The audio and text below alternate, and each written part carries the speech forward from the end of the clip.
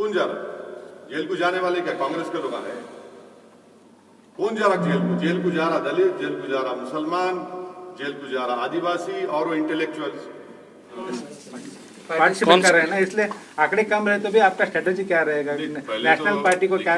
देखिए, जितना हमारी कोशिश है और जनता के कॉन्फिडेंस जीतना, जनता के दिल में एक मोहब्बत बनाना, उनको हमारा जो भी काम है, मैसेज है पहुंचाना और ये बताना कि कर्नाटका में बेलगाम हो या हुबली हो, यहाँ पर आपको एक इंडिपेंडेंट माइनॉरिटी पॉलिटिकल लीडरशिप की ज़रूरत है।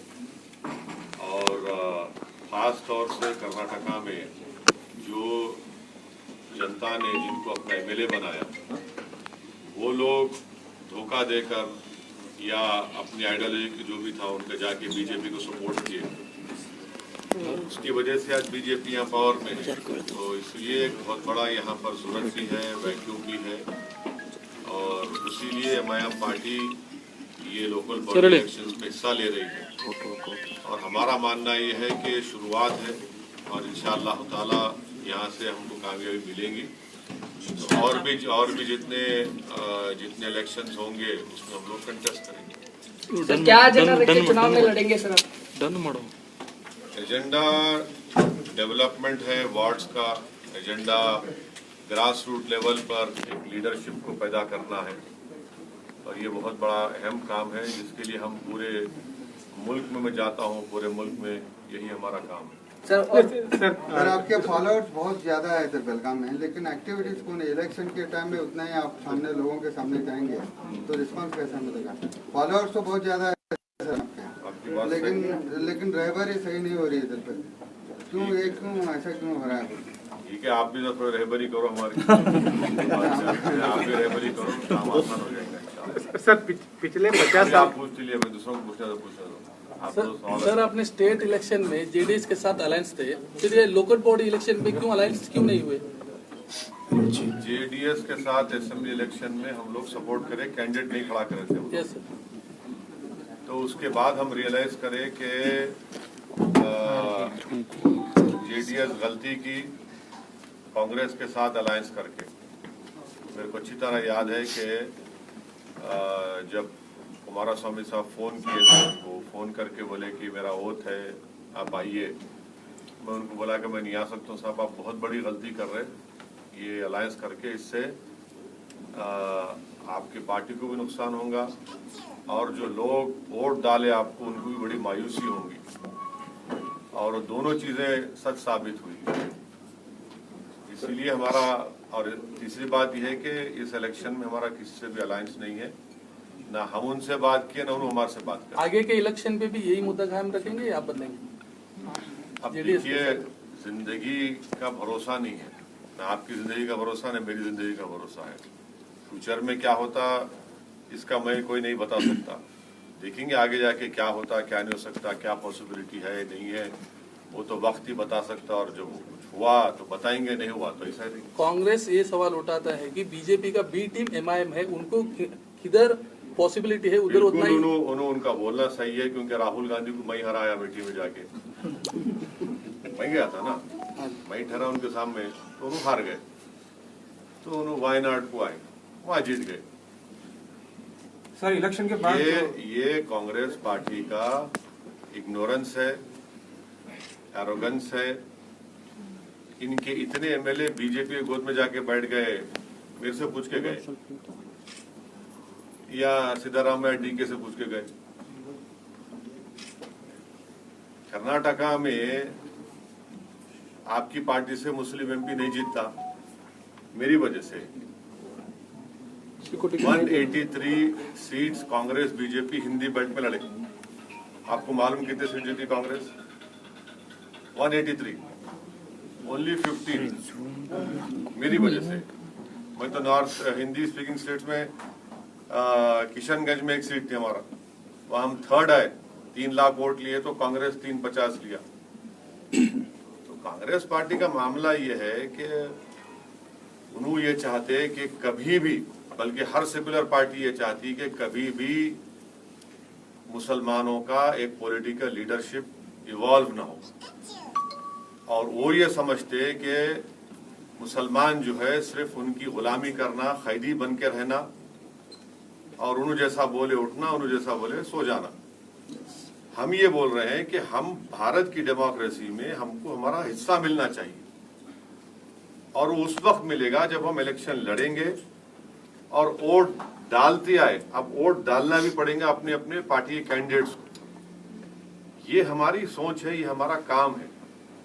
और इनका मसला ये है कि अब ये बोलते हैं कि आप कुछ मत बोलो, आप खामोश बैठो, खामोश बैठो। खामोश बैठने से क्या मिला? कुछ नहीं मिला ना। पार्लियामेंट में आप देख लीजिए, जब अनलॉफुल एक्टिविटीज प्रिवेंशन एक्ट आया, जिसकी वजह से आज बहुत से इंटेलेक्चुअल्स, बहुत से स्टूडेंट्स, बहुत से दलित समाज के लोग, ट्राइबल समाज के लोग और यंग मुस्लिम्स को बीजेपी सेंट्रल गवर्नमेंट ने यूएपीए में डाल रही है। कौन सपोर्ट करा लोकसभा में? कांग्रेस। राज्यसभा में कौन सपोर्ट करे? कांग्रेस। आप हर जगह पे बीजेपी को सपोर्ट करते लॉज बनाने में, और वो लॉज का इस्तेमाल इन तमाम लोगों पे होता, और आपको और आप हम पे उंगली उठाते। तो ये कांग्रेस पार्टी, इसी वजह से इनका ये हाल हो चुका है। आगे भी बुरा हाल होगा इंशाल्लाह। सर एक मिनट, आपकी बेदारी पैदा करने के बावजूद भी बड़ी तादाद में एक बड़ा जुमरा कांग्रेस से जुड़ा हुआ है, कांग्रेस का साथ छोड़ने के लिए तैयार नहीं। क्या वजह हो सकती है? नहीं, जमहूरियत है, जमहूरियत हर एक को इख्तियार है अपनी आवाज उठाने का, अपने फैसले लेने का। भाई यहाँ तक तो हम आप मानते हैं ना कि बहुत से लोग तो बेदार हो चुके हैं, बेदार तो हो गए ना, आप भी आगे भी होंगे इंशाअल्लाह। एक आदमी बेदार हो गया एक हजारों में, उन्हें सबको जगह देता उन्हें। एक आदमी उठना खाली, हजारों को उठाने का नहीं, एक आदमी उठ गया तो सबको उठा देता उन्हें, और उठेंगे इंशाअल्लाह। बीजेपी को हो रहा है ना? क्या हो रहा बताओ आप? अभी आप एग्जाम्पल दो मेरे को। कर्नाटक में ही नहीं, आप एग्जाम्पल देना। आप जर्नलिस्ट है तो आप एग्जाम्पल दे के सवाल करो। मैं आपको अभी आपके यहाँ पे 6 कैंडिडेट हैं सर। हाँ। 6 कैंडिडेट का फायदा बीजेपी को होगा ना उसी एरिया में। कितने यहाँ पे कितने जुमला कितने वार्ड से मेरे भाई? 58 वार्ड है सर। हाँ, 58 58 कितने पे नहीं लड़ रहे हम लोग? 6 नहीं, मैथ्स में वीक हूँ बहुत। बोलो आप 6 नहीं लड़े तो कितने बचते? नहीं, आप प्लीज बोलो भाई। 6 अगर नहीं लड़े तो कितने बचते? 52। हाँ, अब 52 में फायदा होता मेरी वजह से नहीं, लेकिन हाँ? 6 लड़े तो 52 में से फायदा होता। आप तो जीनियस है ना, मैं नहीं हूँ जीनियस। बाकी सब जगह नहीं, सुनिए 6 लड़े तो आप बोले फायदा हो रहा, नहीं लड़े तो फायदा होता क्या? आप ये बोलना चाह रहे ना? वो नहीं होता। लेकिन सर ये एक वार्ड में मुसलमानों की तादाद ज्यादा है, वैसे वार्ड में 2, 4, 5 ऐसे मुस्लिम कैंडिडेट्स हैं। हाँ, तो इंशाल्लाह सब मिलके हम कामयाब करेंगे। सर एक मिनट, जो हालात है सेंट्रल गवर्नमेंट स्टेट गवर्नमेंट के, जो हर चीज महंगी हो रही है, इसके बावजूद भी लोग अपने आप को समझ क्यों नहीं पा रहे, या पॉलिटिकल जो अपोजिशन पार्टियां हैं लोगों को समझाने में नाकाम हो चुके हैं? क्या बीजेपी और कांग्रेस एडजस्टमेंट की गवर्नमेंट चला रहे हैं हिंदुस्तान? बिल्कुल चला रहे। वही तो बोला ना आपको, वही तो बोला ना मैं। तो मेरी पीठ खुजाओ, मैं तुम्हारी पीठ खुजा। वही काम हो रहा। तो इस पब्लिक का हाल क्या होगा? पब्लिक तो परेशान है, पब्लिक का बुरा हाल है, पब्लिक तकलीफ में है।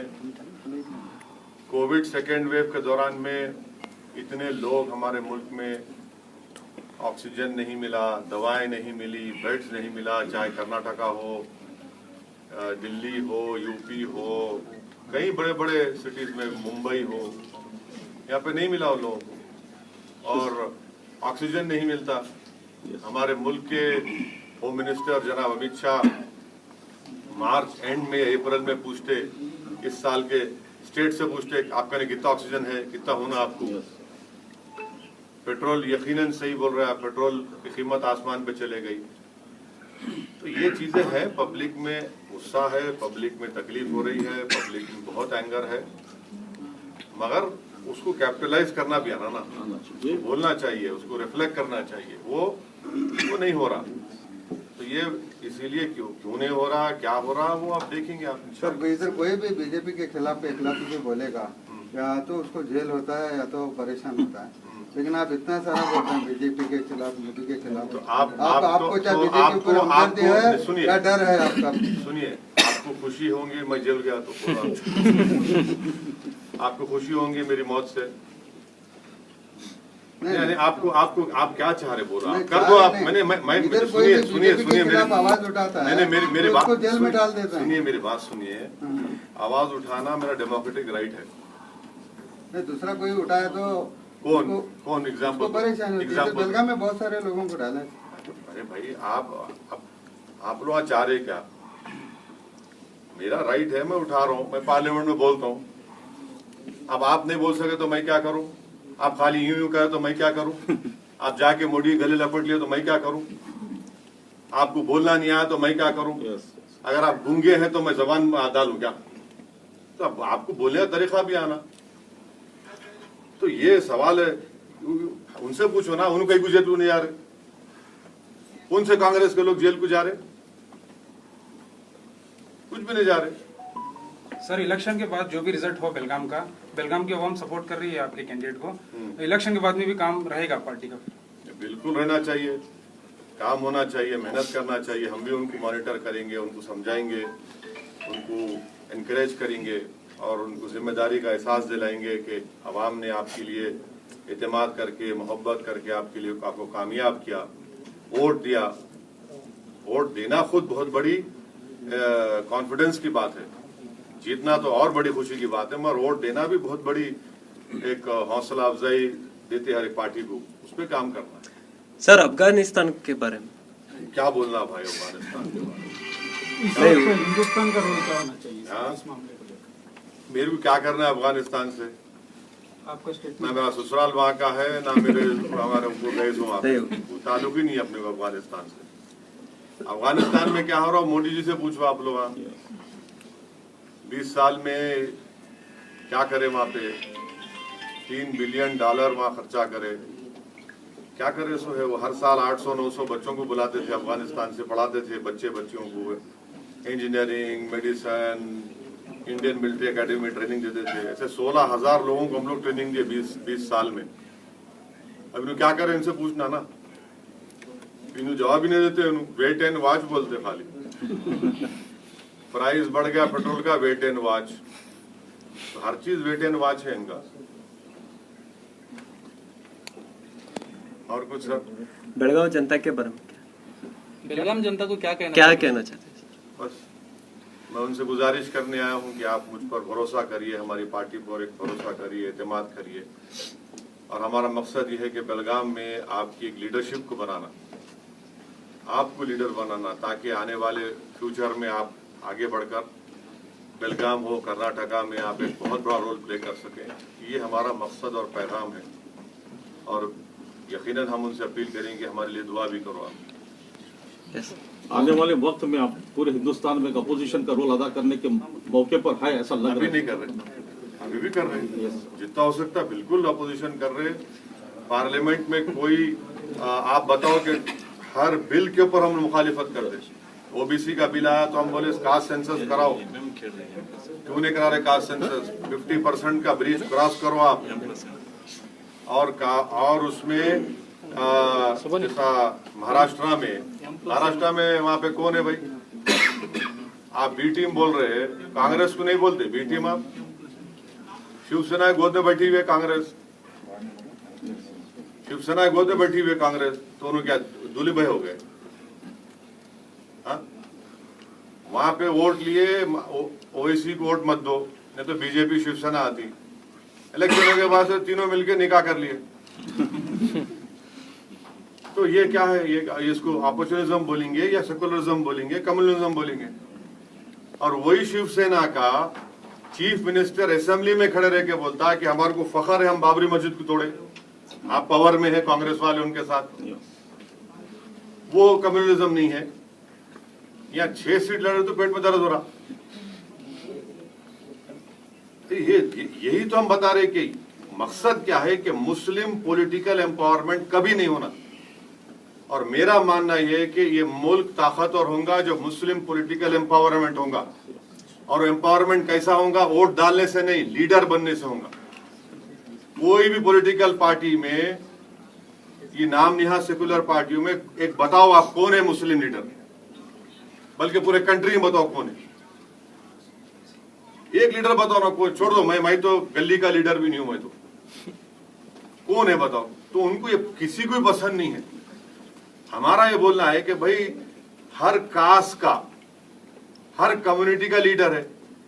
सिद्धारामैया कुर्बा कम्युनिटी के नहीं है, येदुरप्पा लिंगायत कम्युनिटी के नहीं है, यादव फैमिली से डीके वोकालिगा के नहीं है। आप कहीं को नहीं बनते भाई, आप भी बनो। सब जने अपना अपना कर रहे तो आप भी करो ना भाई, इसमें बुरी बात क्या है। जहां पे मुसलमान का नाम है, नहीं नहीं नहीं तुम नहीं करना, तुम खाली मुशायरा करना, तुम खाली खजूर खाना, तुम खाली हम तुम्हारे पास आते टोपी पहनते बस उतना ही कर लो। इस मुल्क की पॉलिटिक्स की रियलिटी ये है कि जिसके पास पॉलिटिकल इंडिपेंडेंट लीडरशिप है उसी का काम होता, नहीं तो खाली गुलामी करते रहना आप जाके।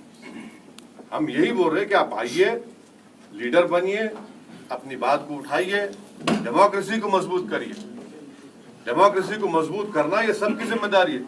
मगर ये सो कॉल्ड पार्टीज का क्या बोलना है, नहीं खाली वोट डालो, तुम खाली वोट डालना, खाली वोट डालना, डर डर के रहना, डर डर के, किससे कितना डरेंगे आप। 50 साल से डरा रहे हमारे को, क्या हासिल हुआ इसमें। इंपेरिकल एविडेंस है मुस्लिम डिसएम्पावरमेंट का मेरे पास। अभी आज से 6 दिन पहले इंडियन एक्सप्रेस अखबार पढ़िए आप, लेबर सर्वे आया, सबसे ज्यादा कोविड सेकेंड वेव के बाद नौकरियां गई दलित के बराबर तो मुसलमानों की, सबसे ज्यादा अर्निंग्स कम हुई तो मुसलमानों की। बोलो ना इसके ऊपर बात क्यों नहीं करते। फिर हर बार मुसलमानों के पैगाम देते कि आपकी जिंदगी को खतरा है, आपकी जिंदगी खतरा है। अरे भाई तुम क्या खतरा, मेरे को अल्लाह जो फैसला करा होगा। अब खतरा, अगर खतरा भी है तो आप क्या कर रहे, आप तो मेरे को छोड़ के भाग जाते।